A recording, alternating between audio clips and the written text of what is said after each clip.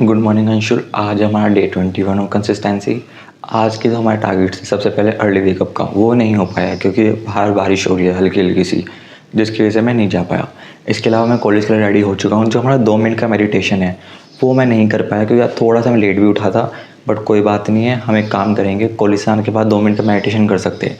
हमें मेडिटेशन की करने की हैबिट डालनी है अभी स्टार्टिंग में, तो कोई इशू नहीं। कॉलेज के रेडी हो चुका हूँ, तो चलो आता तो गोल्स देखो।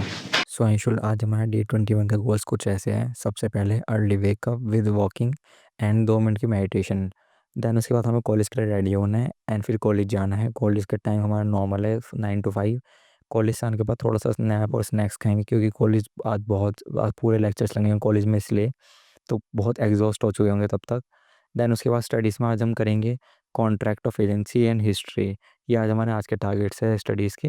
देन रात को फिर डिनर एंड उसके बाद हमें सॉफ्ट स्किल में like vocabulary, English speaking and writing upload करने के बाद, यूट्यूब के एडिट करने के बाद अपलोड कर देंगे।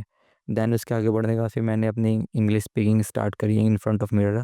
आज का जो हमारा टॉपिक था, आज मेरा वही डेज था कि आज मेरे जो मार्क्स मिले मुझे इस पर कैसे इम्पैक्ट पड़ा मेरी बॉडी पे, मेरे माइंडसेट पे। सो आज मैंने वही डिस्कस करा इन फ्रंट ऑफ मिरर, क्या क्या मेरे अंदर कमियाँ थी जिसकी वजह से मेरे मार्क्स कम आए एंड क्या उनके सोल्यूशंस और उन पर मुझे कितना ध्यान देने की ज़रूरत है। तो चलो वीडियो में आगे बढ़ते हैं। सो अंशुल, आज का जो हमारा ड्यू 21 है कंसिस्टेंसी का, वो लगभग ख़त्म हो चुका है।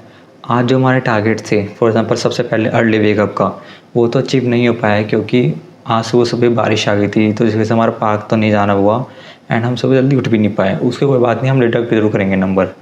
अपार्ट फ्रॉम दैट फिर मैं कॉलेज के लिए अपने रेडी हुआ।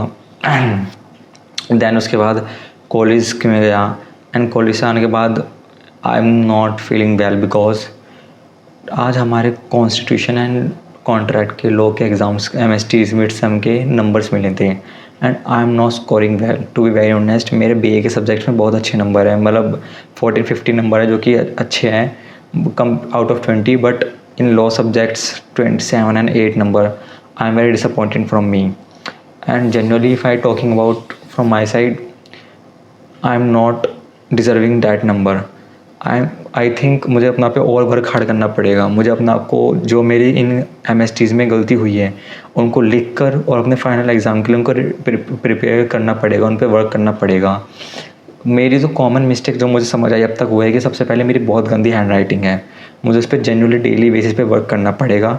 एंड सेकेंड थिंग, आंसर का स्ट्रक्चर कैसे होना चाहिए वो भी मुझे सीखना पड़ेगा। ऑफकोर्स मुझे कंटेंट पे ध्यान तो देना ही देना है, वो तो खैर अनसेड बात है। तो आई रियलाइज़ दैट एंड मैं उस पर बहुत, मैं समझाऊँ कि मेरी गलती है जिसकी वजह से मुझे बहुत हार्ड वर्क करने की ज़रूरत है एंड मैं करूँगा, कोई इशू नहीं है, पार्ट ऑफ लाइफ है। अगर मैं इसके अलावा बात करूँ आगे बढ़ के कि कई चीज़ें हमारे हाथ में नहीं होती है, जैसे बारिश है सुबह, मैं इस वजह से नहीं उठ पाया नहीं, और उठ भी ज़्यादा तो शायद बाहर नहीं जा पाता। तो जो चीज़ हमारे हाथ में नहीं है उस पर ध्यान नहीं देना, लेकिन जो चीज़ है उस पर वर्क ज़रूर करना है। क्योंकि मेरे आज नंबर अच्छे नहीं आए तो मैं बहुत डिसअपॉइंटेड था अपना आप से, क्योंकि मैं जनरली नंबर्स को अपने दिल पे लेता नहीं हूँ, दिमाग पे लेता नहीं हूँ, लेकिन आज जनरली बहुत हर्ट हुआ क्योंकि मेरा सपना ही है, मेरा टारगेट है जुडिशल ऑफिसर बनने का एंड उसमें आप पे लॉ पे बहुत अच्छी कमांड होनी ज़रूरी है। एंड अगर मेरे लॉ सब्जेक्ट्स में नंबर कम आएंगे तो ऐसे काम नहीं चलेगा। एंड लॉ के कुछ लॉ और मेडिकल ऐसी डिग्री होती है जिसमें आपको जेन्युइनली रोज़ बैठ के पढ़ाई करनी पड़ेगी। ये वो डिग्री बिल्कुल भी नहीं है कि जिसमें आप रोज़ मतलब बाहर के मस्ती भी करो और सोच रहे हो कि आप एक रात पढ़ के पास हो जाओगे। नो, ये नहीं है ऐसी डिग्री। एंड हमारे कॉलेज में क्या बैरक्स भी अलाउड नहीं होते एग्ज़ाम के टाइम पे, जिसकी वजह से हमें सारे सेक्शंस भी याद करने पड़ते हैं। और सारे सेक्शन, सारे केस, उनके साइटेशन, इनके फैक्ट, इशू, जजमेंट्स, इनके एप्लीकेबिलिटी इन दैट केस। कई चीज़ देखनी पड़ती है, कई चीज़ समझनी पड़ती है एंड उस पर जनरली बहुत ज़्यादा वर्क करने की ज़रूरत है, चाहे कितना भी टाइम लगे हम करेंगे। आज जनरली इस वजह से मैं थोड़ा डिसअपॉइंटिंग हूँ खुद से। इस वजह से मैं जब कॉलेज से आया तो बस थोड़ा सा कॉफ़ी पी के मैंने थोड़ा रेस्ट करा क्योंकि मेरा माइंड बिल्कुल भी ठीक नहीं था, जिसकी वजह से अपने स्टडीज़ का मैंने ट्राई करा बैठने का, लेकिन मैं नहीं बैठ पाया। तो शाम को थोड़ी देर नैप लेने के बाद मैं उठा एंड देन मैंने अपने मिरर के सामने इंग्लिश स्पीकिंग स्किल करी। वो तो मेरी कंटिन्यू चलती रहेगी। एंड देन फिर मैं अपने ये फाइनल पार्ट वीडियो रिकॉर्ड करके अपलोड करने के लिए रेडी करता हूँ। तो ठीक है, आज की गलती जो हुई है हमसे सीखते हैं। आई थिंक आज मैंने 2 गलती करी। सबसे पहले एग्ज़ाम के टाइम पे जो गलती करी उनको लिखूँगा। दूसरी मैंने ये करी कि जो हो गया था, मुझे उसके लेट गो करना चाहिए था। जब मैं कॉलेज से आ गया मुझे अपने वापस गोल्स पे ध्यान देना चाहिए था। आई थिंक मैं थोड़ा ज़्यादा इमोशंस में बह गया हूँ, जो कि ठीक नहीं है। कोई ना, उसको भी मैं ध्यान रखूँगा और अगली बार से कोशिश करूँगा रिपीट ना करूँ।